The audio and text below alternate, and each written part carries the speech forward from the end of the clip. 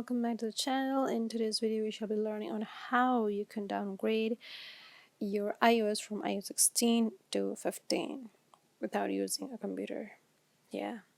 All you do is just click on settings, click on general, and then go down to the option that says transfer or reset iPhone. You click on there, and basically this option will allow you to reset your iPhone, and apart from this it will also downgrade your update from iOS 16 to 15. And after this, all you have to do is just log into your Apple ID and use the new iPhone with just iOS 15 update.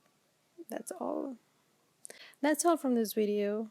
Hit the like button and don't forget to comment down below if you have any questions, and also don't forget to hit the bell icon so you can stay updated for new videos and content that I shall be uploading.